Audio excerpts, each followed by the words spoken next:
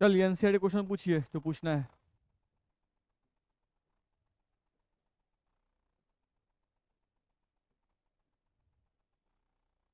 बोलिए। हाँ, जा सकते हैं। बिल्कुल। बोलिए क्वेश्चन। 2.9 का सेकंड नंबर। चलिए एक बुक हमको दीजिएगा एनसीईआरटी का। दो तो बाबू, बुक लेके।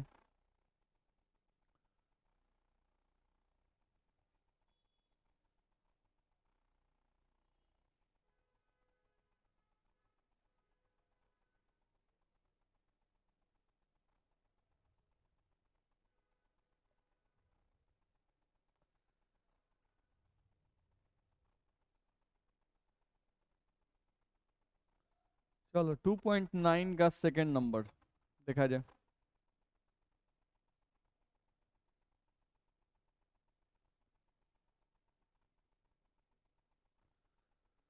इससे बोल रहा है हम लोग का कि sample of drinking water was found to be severely contaminated with chloroform supposed to be carcinogen. The level of contamination is 15 ppm. देखो, इसमें तुमको 15 ppm वैल्यू दिया हुआ है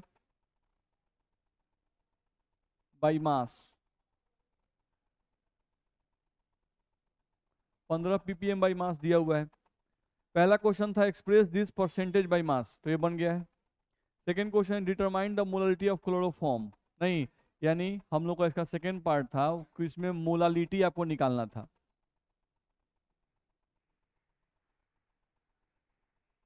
ध्यान रखना है, तो केयर किया जाए। अगर 15 ppm दिया हुआ है और मोलालिटी आपसे पूछ रहा है, नहीं, तो पहले 15 ppm का मतलब हम जो जानते हैं वो लिख देते। तो 15 ppm का मतलब क्या होता है कि 10⁶ ग्राम सॉल्यूशन कंटेन्स 15 ग्राम सॉल्यूट। ये हो गया। तो 10⁶ ग्राम सॉल्यूशन कंटेन 15 ग्राम सॉल्यूट हम लिख दिए। अब यहाँ से इसको पढ़ने से हमको क्या मालूम चल गया कि सॉल्यूशन का वेट कितना है 10⁶ और सॉल्यूट का वेट कितना है 15 ग्राम। तो यहाँ से वेट ऑफ सॉल्वेंट निकाल सकते हैं। तो वेट ऑफ सॉल्वेंट निकालने के लिए आप क्या कीजिएगा, सॉल्यूट के वेट में से सॉरी सॉल्यूशन के वेट में से सॉल्यूट का वेट घटाइएगा। नहीं, तो सॉल्यूशन का वेट कितना है 10⁶ ग्राम माइनस सॉल्यूट का वेट कितना है 15 ग्राम, घटाए कितना आएगा 10⁶ ग्राम। तो यहाँ से हम लोग को सॉल्यूशन में से सॉल्यूट का वेट घटाए तो सॉल्वेंट का वेट हमारा निकल गया। अब सॉल्वेंट का वेट निकल गया तो मोलालिटी का फॉर्मूला होता है mole of solute, mole of solute divided by weight of solvent in KG.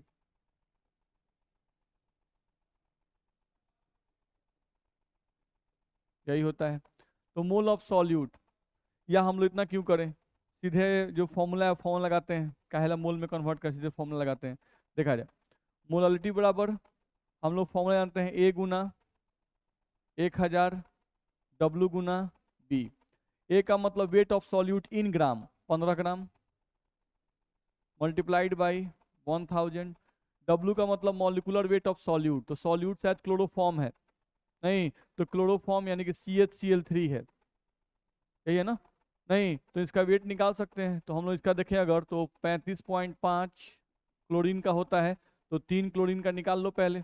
पंचतियाई 15, पंचतियाई 15 और एक पंचतियाई 15, पंचतियाई 15 एक 16, और ये कितना हो जाएगा 3 3 का 9 और एक 10। ठीक है, तो 106.5 और ये हो जाएगा 12 और एक 13, तो इनको जोड़ देंगे 12 और एक 13, इसका 12 और इसका एक 13, तो ये कितना आ जाएगा 5 6 3 9 1 1 119.5। तो यहाँ पे लिखेंगे 119.5 multiplied by weight of solvent. तो वेट ऑफ सॉल्वेंट कितना हुआ है, इसको सॉल्व करना था, दिक्कत है, देख लीजिए। तो यही सवाल था हम लोग का 2.9 का सेकेंड नंबर क्वेश्चन था ये। चलिए आगे बोला जाए। बनाए हैं आप लोग, नहीं बनाए हैं? तो कितना बनाए हैं, 2.6 बना है। आपसे 2.9 पूछी है। हैं?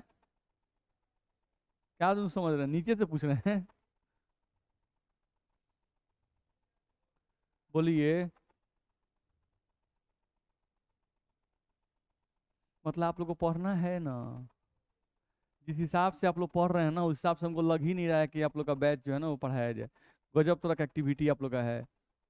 नहीं, एनसीईआरटी क्वेश्चन पूछना है, कुछ नहीं बोल रहे हैं। बताएं, कुछ नहीं बोल रहे हैं। क्या किया जाए? बेकार पढ़ने आ रहे हैं आप लोग। अनवांटेड क्यों पढ़ने आ रहे हैं? एकदम मरा हुआ बैच की तरह आप लोग बिहेवियर दिखा रहे हैं। हैं? क्या चीज बैलेंसी वाला? एसिडिक, बेसिक और न्यूट्रल में, हाँ वो बता देते हैं। देख, देखा जाए। एक हम लोग का इसमें टॉपिक आता है जिसपे आपको question Bihar sorry board exam में कम पूछता है, लेकिन कॉम्पिटिटिव में क्वेश्चन आपका आता है। Equivalent weight of KMnO4।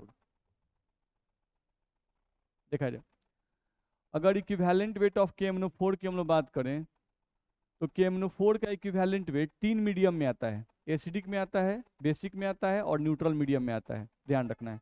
तो अगर आप पहले देखते हो इन एसिडिक मीडियम,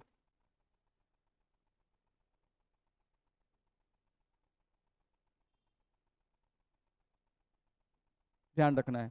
तो अगर एसिडिक मीडियम में हमको KMnO4 का इक्विवेलेंट वेट निकालना है, तो ध्यान रखना है, आपको ध्यान रखना हो कि एसिडिक मीडियम में रिएक्शन कुछ इस टाइप का होता है। KMnO4 आपका कन्वर्ट करता है,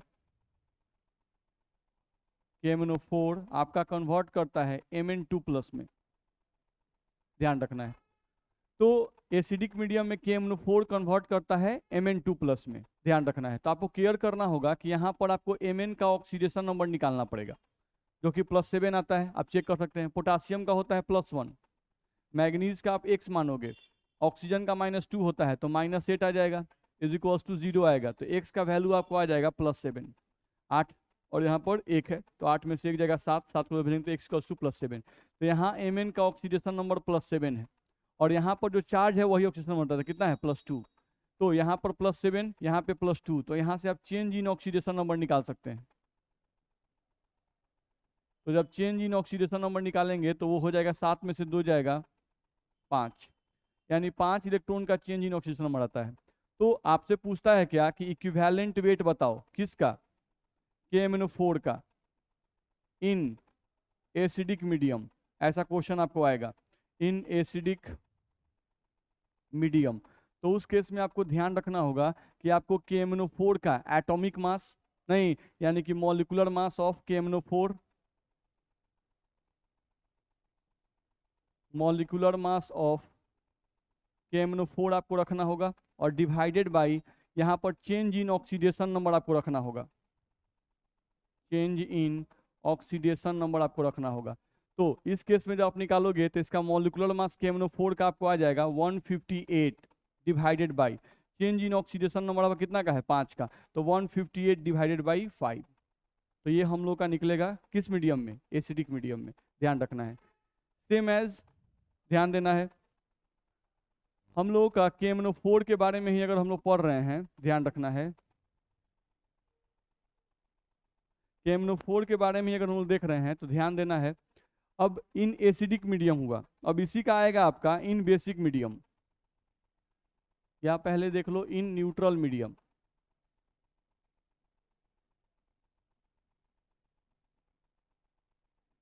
ध्यान रखना है। तो अगर हम लोग न्यूट्रल मीडियम में आ जाएं, तो देखो तो न्यूट्रल मीडियम में इसका क्या रिएक्शन दिया रहता है, तो हमको रिएक्शंस पे केयर नहीं करना है, लेकिन चेंज इन ऑक्सीडेशन नंबर याद रखना है, ध्यान रखना है, ठीक है। तो अगर न्यूट्रल मीडियम में देखें तो यही चीज KMnO4 दिया रहेगा, KMnO4, और KMnO4 यहाँ पर बदलता है MnO2 में, KMnO4 आपका बदलेगा यहाँ पर किस चीज में, MnO2 में, ध्यान रखना है, MnO2 में बदलेगा। अब इस केस में आपको चेंज इन ऑक्सीजन नंबर निकालना पड़ेगा, तो KMnO4 का तो अभी निकाले थे, +7 आया था ना।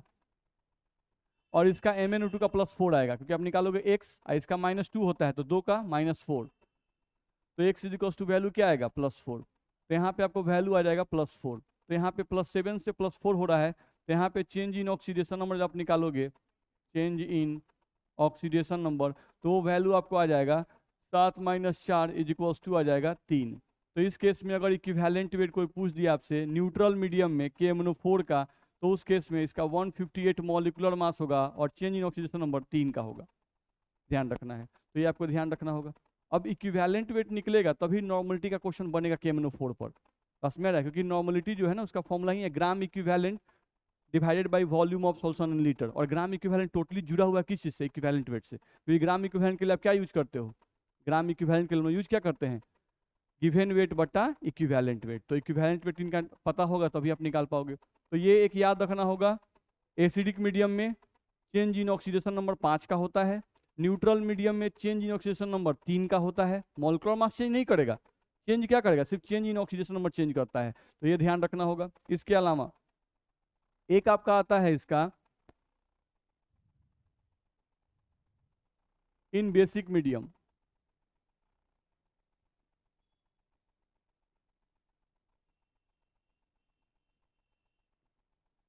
इन बेसिक मीडियम भी हम देख सकते हैं। तो बेसिक मीडियम में अगर तुम देखोगे, देखा जाए,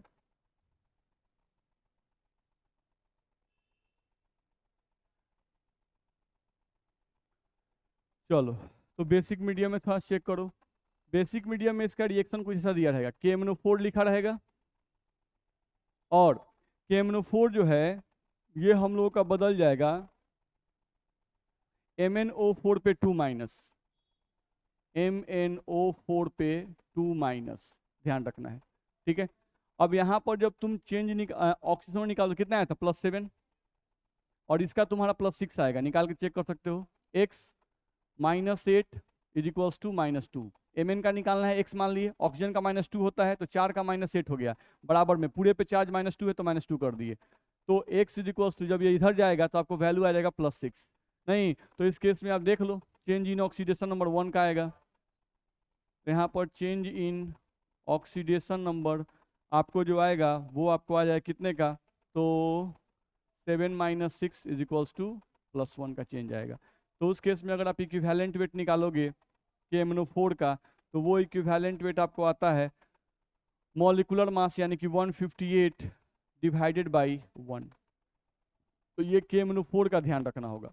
सेम इसी तरह से K2Cr2O7 होता है, नहीं लेकिन K2Cr2O7 में अच्छी बात क्या है कि वो सिर्फ एसिडिक मीडियम में ही ऑक्सीडेशन नंबर में चेंज दिखाता है, बाकी बेसिक मीडियम और न्यूट्रल मीडियम में उसका चेंज इन ऑक्सीडेशन नंबर 0 आता है। यानी कि जो रिएक्टेंट साइड में ऑक्सीडेशन नंबर रहता है प्रोडक्ट साइड में भी वही रहता है, तो उस केस में चेंज इन ऑक्सीडेशन नंबर हम लोग का 0 आता है। तो ध्यान रखना है। तो K2Cr2O7 केस में सिर्फ एक मीडियम में इक्विवेलेंट वेट निकाला जाता है, और वो कौन सा मीडियम है, एसिडिक मीडियम, तो उसको ध्यान रखिएगा।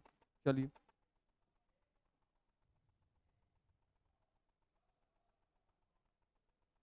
देखा जाए, तो यहाँ से अगर देखें हम लोग, तो हम लोग का इसमें है इक्विवेलेंट वेट ऑफ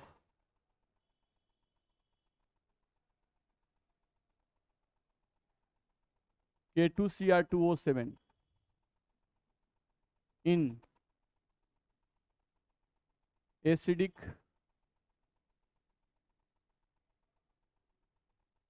मीडियम। तो अगर एसिडिक मीडियम की तुम बात करते हो तो हमको ध्यान रखना होगा K2Cr2O7 पोटासियम डाइक्रोमेट। तो पोटासियम डाइक्रोमेट की बात करें तो एसिडिक मीडियम में ये कन्वर्ट करता है Cr3+ में। ध्यान रखना है, यहाँ पर इसका ऑक्सीजन नंबर निकालो, पोटासियम का +1 होता है तो 2 पोटासियम का +2, यहाँ पर +2x, यहाँ पर -2, तो कितना हो जाएगा -14, बराबर क्या आएगा 0। तो यहाँ से 2x 14 में से 2 गया कितना 12, बराबर 0। तो x इज निकालोगे तो 12/2 वैल्यू कितना आएगा +6 आएगा, ये हम लोग का आएगा। यहाँ पे क्रोमियम का देख लो कितना है +3 है, केयर करना है। यहाँ पर 1 मोल, ये आपका 1 मोल है, तो इसके 1 मोल में कितने क्रोमियम है 2। तो हमेशा ध्यान रखना 1 मोल में जितने क्रोमियम होंगे उन सबका ऑक्सीडेशन नंबर यहाँ लिखना होगा। तो 1 क्रोमियम, x मतलब 1 क्रोमियम का +6 आया हुआ है, एक क्रोमियम कितना हुआ है +6। तो अगर 2 क्रोमियम का निकालते तो +12 आता। अब जितने का इधर निकालेंगे उतना ही का इधर निकालेंगे, तो इधर एक क्रोमियम का +3 दिखा रहा है, तो 2 क्रोमियम का यहाँ कितना होगा +6 होगा, ध्यान रखना है। अब आपको चेंज इन ऑक्सीडेशन नंबर निकालना होगा। तो इस केस में आप चेंज इन ऑक्सीडेशन नंबर जब निकालोगे तो आपको आ जाएगा 12 - 6, जो कि आपको आएगा +6 का। तो इस केस में अगर आप इक्विवेलेंट वेट निकालोगे किसका, K2Cr2O7 का, तो इसका मॉलिक्यूलर मास, तो इसका मॉलिक्यूलर मास आप निकाल देख लीजिएगा 294 आता है, और डिवाइडेड बाई कितना करना होगा 6। बस में आ रहा है, तो 294 डिवाइडेड बाई 6, तो ये होगा इक्विवेलेंट वेट ऑफ K2Cr2O7। तो K2Cr2O7 जो है उसका सिर्फ इसी मीडियम में इक्विवेलेंट वेट निकलता है, बाकी बेसिक मीडियम में और न्यूट्रल मीडियम में इसका इक्विवेलेंट वेट हम लोग नहीं निकालते हैं, ध्यान रखना, क्योंकि उसके इसमें ऑक्सीडेशन नंबर जितना इधर होगा उतना ही इधर होगा। बिल्कुल, क्या चीज, तो हम लोग का नॉर्मल दे दिया, यानी इसको इसमें आप +2 मानोगे, केयर करना है।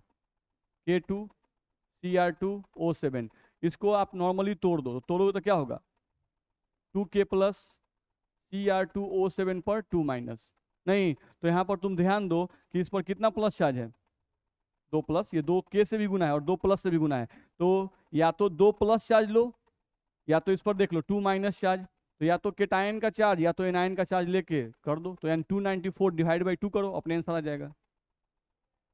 दिक्कत है, तो इस तरह से आप बना सकते थे। चलिए, जैसे एनसीईआरटी का 2.6 नंबर क्वेश्चन देख लें, ये अच्छा क्वेश्चन है, इसको हम लोग बनाए, देखा जाए।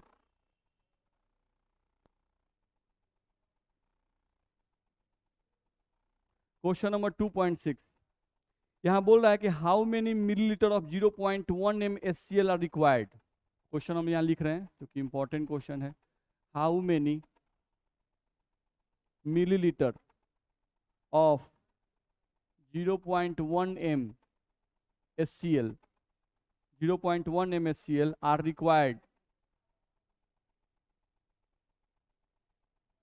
Are required to react completely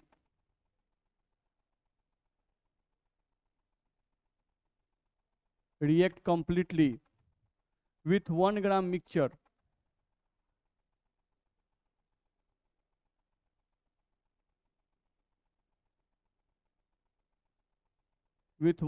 mixture of Na2CO3 and NaHCO3 containing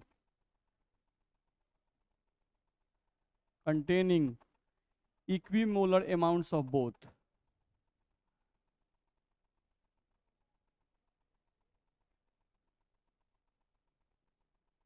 Containing equimolar amounts of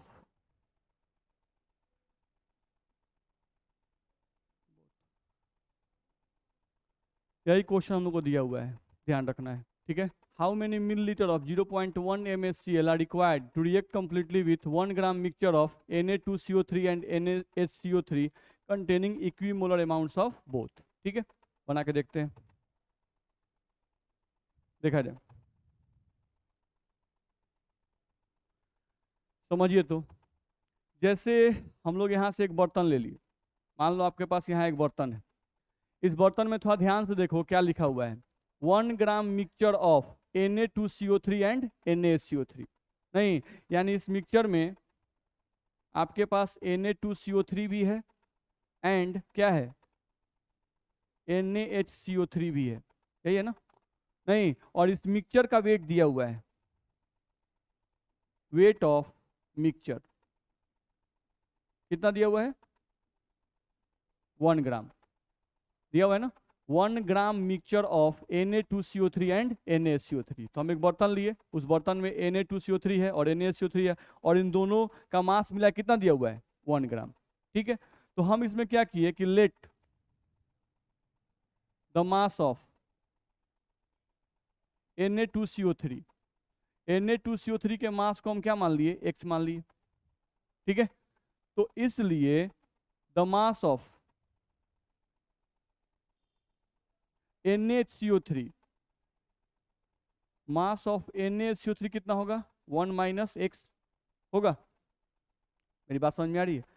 इन दोनों का मास मिला के 1 ग्राम दिया है, तो हम एक का मास क्या मान लिए, x, और दूसरे का मास कितना होगा, 1 माइनस x। इन दोनों को जब जोड़ेंगे 1 माइनस x और प्लस x, तो हमको जोड़ के फिर 1 आएगा कि नहीं आएगा, आएगा। नहीं, तो एक का मास हम लोग x ग्राम मान लिए और एक का मास हो गया 1 माइनस x ग्राम। इतना में दिक्कत है? ठीक है, चलो। दूसरा काम था, हम यहां से निकालते अब मोल ऑफ Na2CO3। तो अगर Na2CO3 का मोल निकालना है तो मोल का फॉर्मूला होता है गिवन वेट बट्टा मॉलिकुलर वेट। तो इसका गिवन वेट कितना माने हैं आप, x ग्राम, तो x मान लिए, बट्टा Na2CO3 का मॉलिकुलर वेट आप निकाल सकते हो, 106 आएगा। नहीं, तो मोल ऑफ Na2CO3 आपको आ गया x बटा 106, ये मोल निकल गया। बोलो दिक्कत है? नहीं, अब आपको निकालना था इसमें मोल ऑफ NaHCO3, तो वो हो जाएगा given weight divided by molecular weight. अब NaHCO3 का मॉलिकुलर वेट निकालेंगे तो शायद 84 आता है, चेक कर लेते हैं एक बार। NaHCO3, तो इसका तो पता है कि इसका 60 होता है और इसका 23 और एक 24, तो 84 सही, 84 ही आएगा। नहीं, तो यहाँ से 1 माइनस 6 डिवाइडेड बाई 84, तो इसका मोल निकल गया। दोनों का मोल निकालने में दिक्कत किसी को नहीं। अब इसके बाद देखें अगर, तो हम लोग को बोल रहा है क्वेश्चन में containing equimolar amounts, containing equimolar amounts of both, यानी इसका मोल और इसका मोल क्या है, सेम है, इक्विमोलर अमाउंट। तो इक्विमोलर अमाउंट का मतलब इसका मोल और इसका मोल क्या है, सेम है। तो देखो, तो हम इसका मोल निकाल दिए x बटा 106 और इसका मोल आ गया 1 माइनस एक्स बटा 84। अब अकॉर्डिंग टू क्वेश्चन ये वाला मोल और ये वाला मोल बराबर कर सकते हैं, नहीं? तो चलो बराबर करते हैं।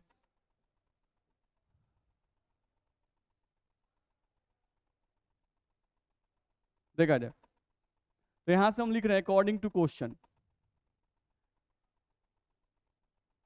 अब क्वेश्चन के अनुसार आ जाए, नहीं तो x बटा 106 is equals to 1 minus x divided by 84 लिख दिए। अब क्रॉस मल्टीप्लिकेशन करो, इसको इससे करो, इसको इससे करो, क्या होगा, 84x is equals to 106 minus 106x, ये हो जाएगा। इस x वाले को x वाले तरफ भेजो, तो 84x और प्लस में 106x आ जाएगा, इज इक्वल्स टू 106 आ जाएगा। इन दोनों को ऐड कर दो, 190x इज इक्वल्स टू कितना आएगा, 106। तो यहाँ से x का वैल्यू निकल जाएगा 106 बट्टा 190, तो यहाँ से x का वैल्यू हमको निकल गया। बोलो इतना में दिक्कत है, देख लो कहीं भी। तो यहाँ से x का वैल्यू हमको निकल गया 106 बट्टा 190, दिक्कत है? चलो अब देखो, तो अगर हमको मोल ऑफ Na2CO3 निकालना है, क्या निकालना है, मोल ऑफ Na2CO3, तो उसका फॉर्मूला क्या आया है, x बटा 106, और x का मान हम निकाल चुके हैं 106 बटा 190। तो इस x के जगह पर हम 106 बटा 190 को रख सकते हैं, नहीं? तो देखो, तो यहां से हम अब आते हैं, हमको निकालना है मोल ऑफ Na2CO3। तो मोल ऑफ Na2CO फॉर्मूला बताया गया x बटा 106, बताया गया ना। और x का वैल्यू हम लोग अभी निकाले, x का वैल्यू हम लोग को आया था 106 बटा 190, आया था कि नहीं आया था, आया था। तो यहां से हम x के जगह पर हम रख दिए 106 बट्टा में 190, और 106 जो था उसको उतार सकते हैं, ये वाला, नहीं 106 से 106 कट जाएगा, हमको 1 बटा 190 मोल आ गया। तो किसका मोल निकल गया, Na2CO3 का मोल निकल गया। अब ये बताओ, अगर हमको मोल ऑफ NaCO3 निकालना है तो वो कितना होगा, बोलिए।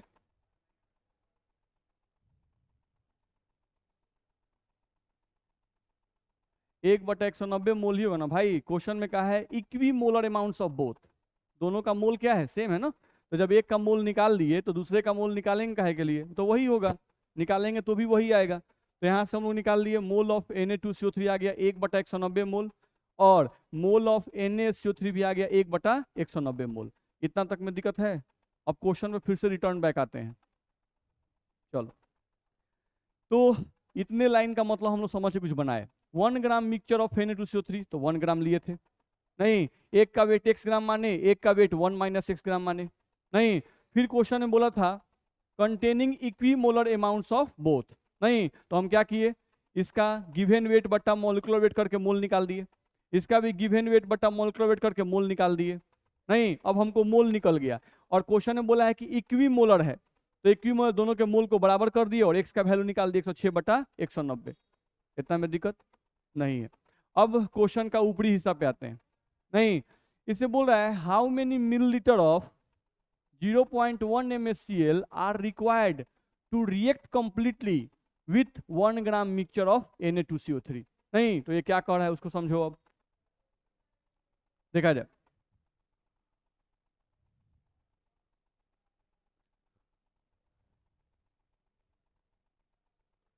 ये जो बर्तन आपको दिया हुआ है, जिस बर्तन में आपके पास Na2CO3 भी है और क्या है, NaCO3 भी है, यही है।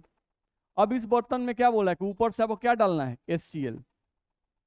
नहीं, तो ये जो HCl आएगा वो इससे भी कंप्लीट रिएक्शन करेगा और इसके साथ भी कंप्लीट रिएक्शन करेगा। नहीं, तो इन दोनों के साथ कंप्लीट रिएक्शन करने के लिए कितना HCl चाहिए पहले वो निकाल लो। नहीं, तो चलो भाई, सिंपल रिएक्शन है, लिखते हैं।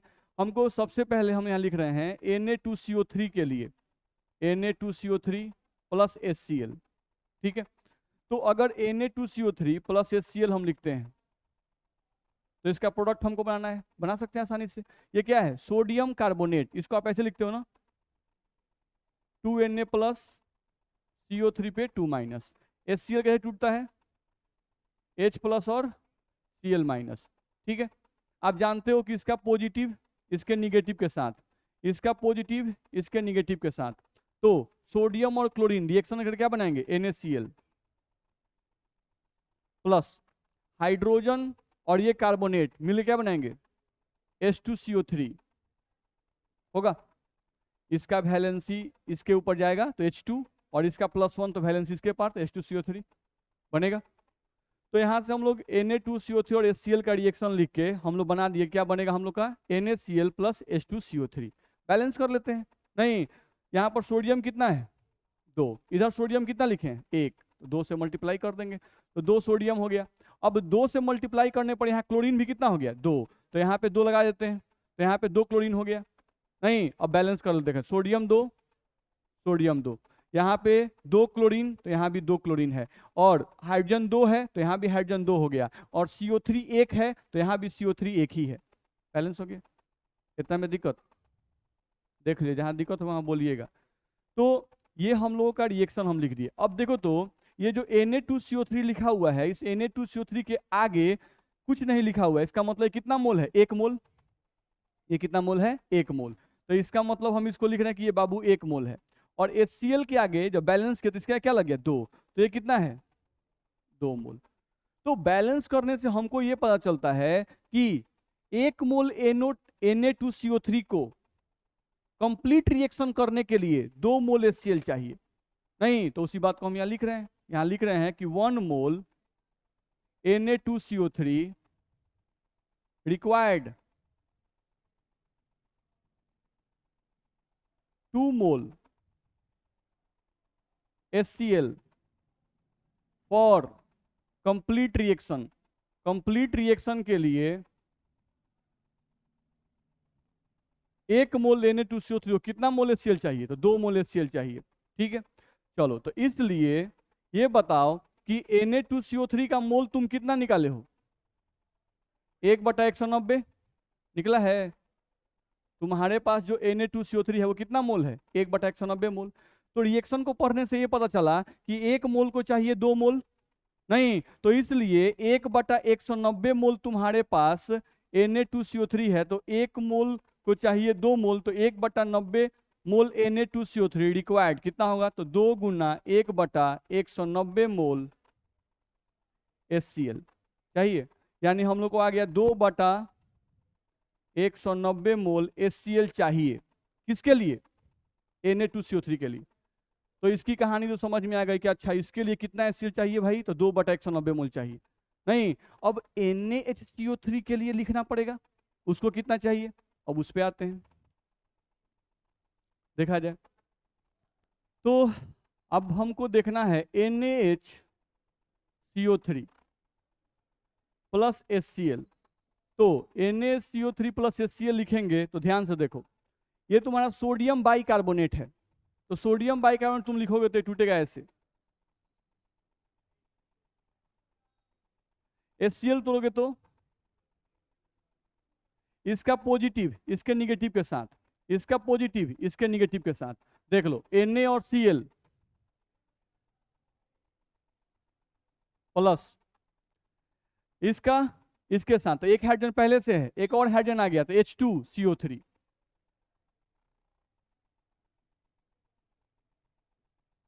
बैलेंस देख लेंगे बैलेंस है कि नहीं, सोडियम एक, हाइड्रोजन एक और एक दो, तो इधर भी हाइड्रोजन दो, CO3 एक तो CO3 एक, नहीं क्लोरीन एक, बैलेंस है, कुछ नहीं है, नहीं है, देखिए तो ठीक से बैलेंस है। चलिए, तो ये कितना मोल है, इसका एक कुछ 1 लगा हुआ है, तो ये 1 मोल है, और ये कितना है 1 मोल। अच्छा, ये तो कुछ भी है नहीं, यानी 1 मोल NaCO3 को कंप्लीट रिएक्शन करने के लिए कितना HCl चाहिए, 1 मोल। तो हम यहाँ लिख दिए कि 1 मोल NaHCO3 required 1 mole HCl for complete reaction, complete reaction के लिए 1 मोल NaCO3 को 1 मोल HCl चाहिए।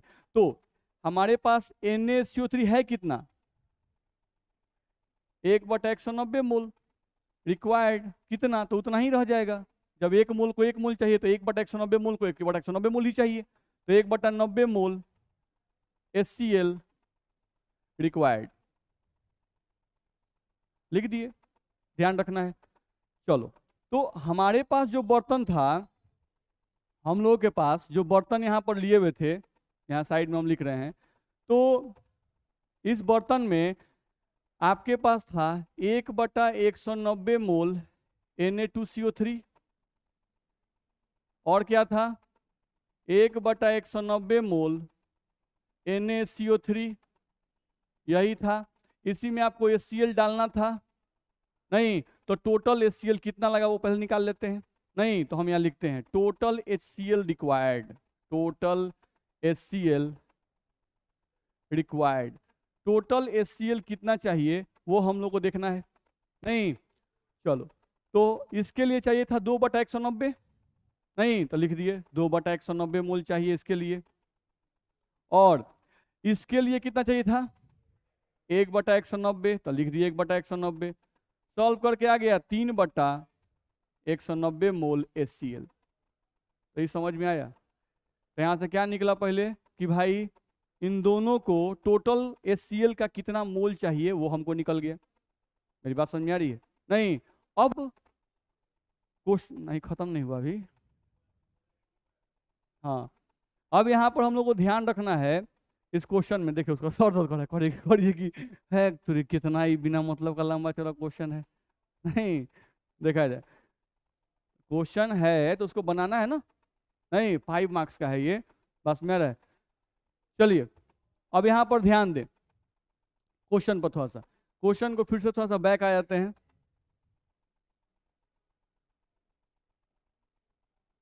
देखा जाए, लिखा हुआ है how many millilitre of 0.1 MHCl, how many millilitre of 0.1 MHCl, यानी कहना क्या चाहता है, क्वेश्चन पहले समझ लो। हमको ये समझ में आ गया, हम लोगों को ये समझ में आ गया कि NaHCO3 और Na2CO3 के लिए टोटल HCl कितना चाहिए, बस में आ रहा है। लेकिन दिक्कत क्या है कि आप HCl को डायरेक्टली किसी में नहीं डाल सकते हैं, HCl एक स्ट्रॉन्ग एसिड है, जैसे H2SO4 HCl सब स्ट्रॉन्ग एसिड है। तो कभी भी किसी भी सॉल्यूशन में इसको डायरेक्टली नहीं डाला जाता है, ध्यान रखना है। तो डालने के लिए क्या करते हैं, तो इसमें इसका पहले सॉल्यूशन बनाते हैं। नहीं, यानी आपको कुछ पानी लेना पड़ेगा, उस पानी में जितना HCl आपको आया है 3/190 उतना HCl डालना होगा, और वो डाल के तब आपको Na2CO3 और NaSO3 के मिक्सचर में डालना है। मेरी बात समझ रहा है? तो क्वेश्चन पूछ रहा है how many millilitre of HCl, how many millilitre of HCl। आपका HCl क्या आया है, मोल। आप क्या निकाले हैं, टोटल मोल ऑफ HCl 3/190। चलिए अब मोलरिटी दिया हुआ है कितना, 0.1 m। चलो अब आगे बढ़ते हैं, देखा जाए। हम लोगों को मोलारिटी का वैल्यू है 0.1 m लिखा हुआ है। अच्छा, 0.1 m का मतलब तुम जानते हो, 0.1 मोल पर लीटर होता है ना इसका मतलब, नहीं। चलो तो इसका मतलब हुआ कि 0.1 मोल अगर HCl रहता तो उसके लिए 1 लीटर सॉल्यूशन चाहिए। कितना चाहिए, 1 लीटर। नहीं, देखो यहाँ पे हम लिख रहे हैं 0.1 मोल HCl रिक्वायर्ड। अच्छा, 1 लीटर को 1000 मिलीलीटर को दिक्कत है, बोलो। हम इस चीज को ऐसे लिख सकते हैं कि नहीं लिख सकते हैं, लिख सकते हैं। तो 0.1 मोल HCl रिक्वायर्ड 1000 मिलीलीटर सॉल्यूशन। यानी कि अगर HCl आपको यूज करना है कहीं पर तो ध्यान रखना पड़ेगा कि कम से कम 1000 मिलीलीटर सॉल्यूशन होना चाहिए, उसमें 0.1 मोल HCl डालना होगा। डायरेक्ट HCl डालिएगा काम घबरा जाएगा। बात समझ में आ रहा है ना, ठीक है। चलो तो इसलिए अगर 1 मोल HCl होता तो 1 मोल HCl रिक्वायर्ड कितना होता, 1000 डिवाइडेड बाई 0.1 मिलीलीटर सॉल्यूशन। चलो तो इसलिए आपके पास HCl है कितना, 3/190। टोटल HCl कितना है, 3/190 मोल HCl रिक्वायर्ड। कितना हो जाएगा, तो 1000 divided by 0.1 multiplied by 3/190 millilitre solution. अब ये बन गया, बात समझ आ रहा है ना। नहीं, तो ये क्वेश्चन हम लोग को इस तरह से बनाना था। तो जैसे जैसे क्वेश्चन लिखा है बस वैसे वैसे आगे बढ़ते जाइए, आपका क्वेश्चन बन जाएगा। जैसे पहले 1 ग्राम मिक्सचर लिखा था तो हम एक को x माने, एक को 1 - x माने। फिर बोला कि दोनों का मोल बराबर है तो दोनों का पहले मोल निकाल लिए, दोनों को बराबर कर दिए, बराबर किए तो सॉल्व करके x का मान निकल गया। नहीं, x का मान निकला तो मोल निकल गया। जब मोल निकल गया तो बारी बारी से दोनों को HCl का रिएक्शन करवा के देख लिए कि किसके लिए कितना मोल HCl चाहिए, और HCl का हम लोग निकाल सकते हैं। बोलो दिक्कत है इसमें, नहीं। तो इस सबको आप सॉल्व कर लेंगे अपने से। चलिए तो ये आपको बनाने आना चाहिए। तो जैसे हम लोग NCERT बनवाए कि नहीं बनवाए हैं,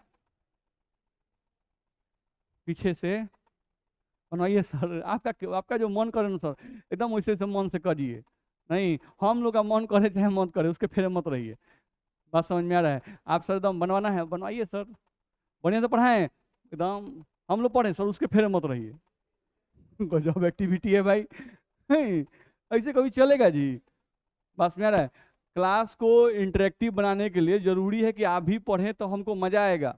बस में आ रहा है ना, आप नहीं पढ़िएगा तो फिर क्लास का इंटरेस्ट खत्म हो जाता है।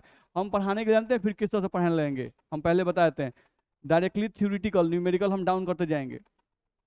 आप अगर नहीं बना के लाइएगा क्वेश्चन, जैसे NCERT में आपका जो सॉल्यूशन चैप्टर है इसमें टोटल आप मिला के देख लीजिएगा 41 क्वेश्चन है भाई। 41 क्वेश्चन में 2-3 क्वेश्चन सिर्फ आपको थ्योरेटिकल है, बाकी का जितना भी 36-37 क्वेश्चन है भाई सब न्यूमेरिकल है। तो आपको ये बनाना है कि नहीं बनाना है। आप शुरू में आते हैं तो बोलते हैं कि सर क्वेश्चन करवाते हैं कि नहीं, सर टेस्ट लेते हैं कि नहीं, मतलब सर को चाहो तो सब बजा के देखते हैं कि ऊपर से बचते हैं कि नहीं, साइड से बचते हैं कि नहीं, केने से बचते हैं कि नहीं। केनहू से नहीं बजे ना, कमी है। बस मेरा थोड़ा सा बनाइए, क्योंकि ये सब कम से कम मिनिमम NCERT भी नहीं बनाएंगे हम लोग, कभी और कुछ बनाया जाए, और कुछ बनाया जाए। कैसे आप तो इसी में धराशायी हो जा रहे हैं, तो हम साइड कैसे आपको दें, इच्छा ही नहीं करेगा मेहनत करने के लिए। बस में रहे, जो होमवर्क दिया जाए, क्या पता आप लोग, हम लोग नॉर्मल आपको बताते हैं, आप कभी आइए, जो नॉर्मल बच्चे जो बिहार बोर्ड के बच्चे, जो हिंदी मीडियम बच्चे हैं, आप उसमें क्लास कीजिए कभी, तो आप लोग का गर्दा उड़ा देगा। आप लोग का लेवल ना है उसके सामने से बहुत डाउन जाएगा, क्योंकि हम दोनों बैच पढ़ा रहे हैं ना। पढ़ाते हुए हमको मोटा मोटी 2009 से जोड़ लीजिए कितना साल हो गया यहाँ पर पढ़ाते हुए। नहीं तो अभी स्थिति, अब पहले सीबीएसई के बच्चे थे जिनका कोई लेवल ही नहीं पकड़ पा रहा था, इतना ना स्मार्ट वर्क करते थे, इतना तेज थे क्या कहा जाए, लेकिन अभी बुझा ही नहीं रहा है। तो थोड़ा सा स्ट्रेंथ आप लाइए, बस में आ रहा है। नहीं अगर उस क्लास में हम बोल दिए कि एनसीईआरटी बना के लाना है तो तुरंत सर बोलना कौन कौन सा क्वेश्चन बनाना है, नहीं ये बना के लाना है, सर एकदम हाजिर है, एकदम धड़ धड़ धड़ सब बनाएगा सब। आप बोलिए अगले क्लास में हाजिर करते हैं, आप भी खड़ा होइए कि सर हम तैयार हैं उसके साथ न्यूमेरिकल बनाने के लिए, और उन लोगों को ही खड़ा किया जाए, पटक कर रख देगा सर आप लोग को, क्योंकि हम लोग दोनों को पढ़ा रहे हैं, देख रहे हैं स्ट्रेंथ। नहीं इसमें कुछ बच्चे हैं पढ़ने वाले, मान लीजिए ये बच्चे पढ़ रहे हैं, ये पढ़ रहे हैं, दो आदमियों को मिल रहे हैं कि दो आदमी पढ़ने वाले हैं, एक और बच्चा उधर बैठा हुआ था जो कुछ न्यूमेरिकल बना रहा है, वो बाकी तो बोलबे नहीं कर रहा है सब। एनसीईआरटी का क्वेश्चन कौन पूछना है, कोई जवाब नहीं है, हमको पढ़ना है, हमको एग्जाम देना है।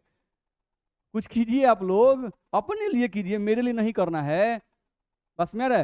देखिए आपको हम पहले भी कहते हैं, आपको अगर चेक करना है, जैसे हम कोई चैप्टर पढ़ा रहे हैं, नहीं तो आप मेहनत कीजिएगा तब तो जान पाइए कि हम कितना जानते हैं। अगर आप मेहनत नहीं कीजिएगा तो आप हमको कैसे जज कर पाइए कि हम कितना जानते हैं।